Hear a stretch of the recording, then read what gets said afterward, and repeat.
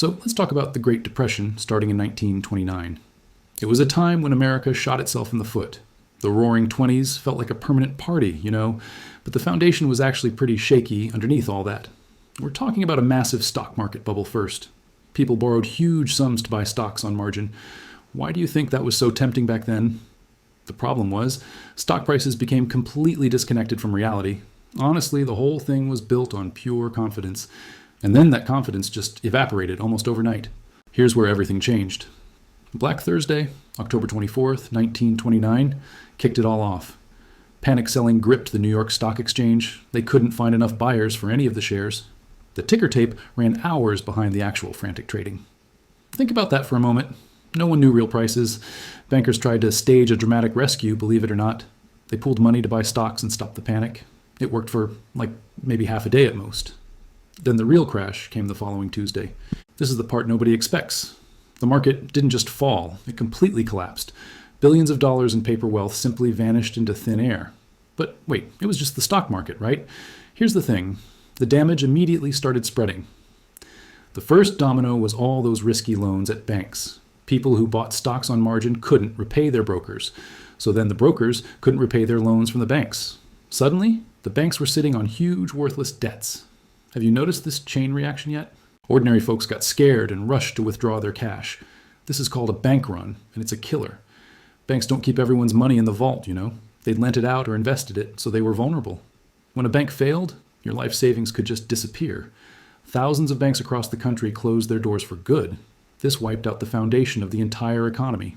Credit froze up. Businesses couldn't get loans to operate. So what do you think those businesses had to do next? They started cutting costs, which meant slashing jobs and wages. Unemployment began its brutal, relentless climb higher and higher. And without jobs, people couldn't buy anything from other businesses. That cycle is what really deepened the Depression. Honestly, you won't like this next part. The government's initial response actually made things much worse. They believed in a balanced budget above all else. So they raised taxes to cover falling government revenue. They also cut spending precisely when people needed help most. This sucked even more money out of the struggling economy. It was the exact opposite of what we do today. Then a major drought hit, making an awful situation impossible. The Dust Bowl ruined farms across the Great Plains, Crops failed completely. Topsoil just blew away for miles. Why do you think families stuck it out so long? Eventually, they had to abandon their land and just leave. These migrant families headed west, hoping for a fresh start. But California wasn't the promised land they'd dreamed of, honestly. Jobs there were scarce and pay was brutally low. Look, industrial production was also cut in half by 1932. Factories sat idle and their massive machinery gathered thick rust. International trade just plummeted, which made everything so much worse. Here's where everything changed again, but in a bad way. Congress passed the Smoot-Hawley Tariff Act, aiming to protect jobs. It placed huge taxes on thousands of imported goods. Think about that for a moment. What would other countries do? They retaliated immediately with their own high tariffs on our goods. Global trade basically ground to a painful, screeching halt. This hurt American farmers and factories even more, you see. It was a classic case of shooting yourself in the foot. The monetary policy at the time was also disastrous. The Federal Reserve let the money supply actually shrink. This caused brutal deflation, where prices for everything kept falling. That sounds good, right? But it was an economic trap. Why buy something today if it'll be cheaper tomorrow? So consumer spending completely dried up. Factories had to close. Deflation also made existing debts so much harder to pay back. You owed the same number of dollars, but they were worth more. This crushed farmers and homeowners who had mortgages to pay. Honestly, the human toll was just staggering and heartbreaking. Unemployment lines became a normal part of the city landscape. People stood for hours for a bowl of broth and bread. Have you ever seen photos of the bread lines? They show a level of dignity amidst sheer desperation. People lost their homes and had to find anywhere to sleep. These shantytowns were sarcastically called Hoovervilles after the president. Families would patch together shelter from whatever they could find. Men took to the rails, hopping freight trains to find work. It was a dangerous, nomadic life, but many had no choice. You won't like this next part.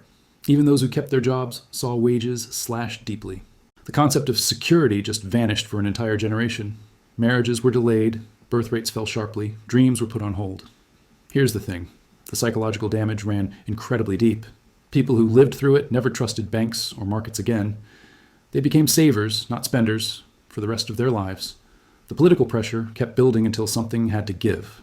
The 1932 election became a massive referendum on this crisis. Franklin D. Roosevelt promised a new deal for the American people. He won in a historic landslide, which was no surprise. People were desperate for action, for any kind of change. FDR's first act was to tackle the banking crisis immediately. He declared a bank holiday, closing everyone for inspection. Only the solid, stable banks were allowed to reopen later. His first fireside chat on the radio explained it to everyone. That personal touch restored a little bit of public confidence. Look, the New Deal was a flood of new government programs. They were designed to provide relief, recovery, and reform. Honestly, think about that for a moment. It was an experimental approach. Some programs worked well, while others failed or were struck down. The Civilian Conservation Corps put young men to work outdoors.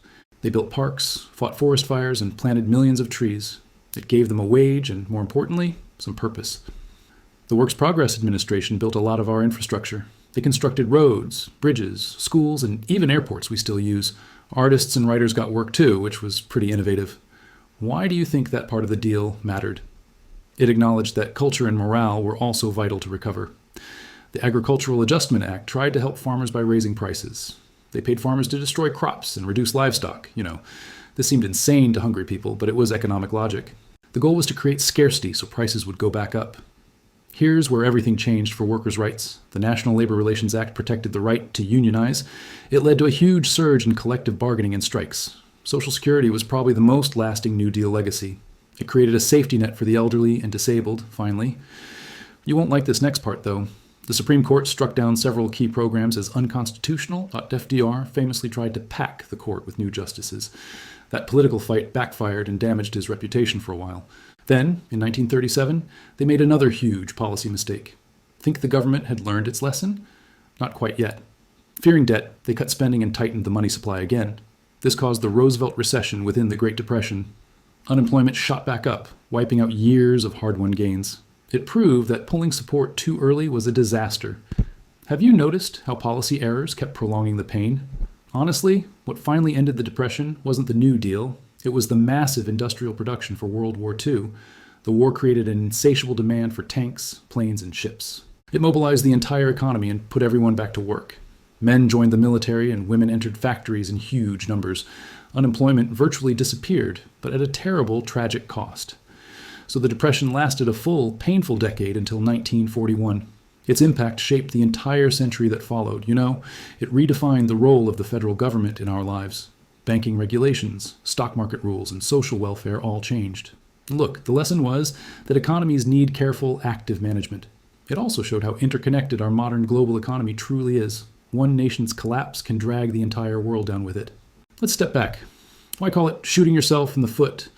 Because so many of the causes were self-inflicted policy wounds, the Fed's mistakes, the tariff wars, the early austerity measures. Each one was a deliberate choice that made things worse. Think about that for a moment. They weren't natural disasters. The stock bubble was fueled by reckless speculation and loose credit. The banking system was fragile by design, with no safety net. You see, they kept repeating the same errors for years. Honestly, it's a masterclass in what not to do in a crisis. The human stories from that time are the hardest to forget. Children went to school with cardboard in their shoes for souls. Families burned their own furniture to stay warm in the winter. People rediscovered barter when cash was simply impossible to find. Have you ever heard stories from your own family about it? That collective memory shaped spending habits for generations afterward. The Dust Bowl was another man-made ecological disaster, Poor farming practices stripped the land of its protective grass. When drought came, there was nothing left to hold the soil.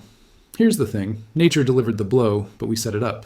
The New Deal tried to correct some of these root causes. Soil conservation programs taught farmers how to protect their land. This is the part nobody expects about the recovery. It was incredibly slow, uneven, and frustrating for everyone involved. By 1940, unemployment was still painfully high, around 15%. Full employment only came with the war's grim mobilization. So, did we actually learn the lessons from this catastrophe? Some lessons stuck, like deposit insurance and stock market regulation, but the temptation to repeat old mistakes is always there.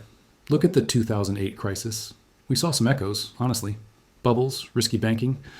But this time, the response was different. The Fed and Treasury intervened aggressively to stop the spiral. That was the direct lesson learned from 1929's failures. You won't like this final thought, though.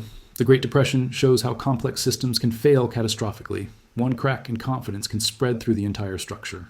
It proves that economics isn't just math. It's human psychology. Fear and panic are just as powerful as any financial rule. Why do you think we still study this period so closely? It's a warning, a blueprint to fragility, and a story of resilience. The people who endured it were shaped by the hardship forever. They valued security, community, and making do with what you had. So, did America shoot itself in the foot? Absolutely it did. It took a decade to learn how to walk again properly, and the limp from that injury never completely went away. The institutions built in response became part of our national skeleton. Here's my final question for you to consider. Could something like this ever happen again in our modern economy? The safeguards are stronger, but human nature hasn't changed a bit. That's the real lesson of 1929, you know?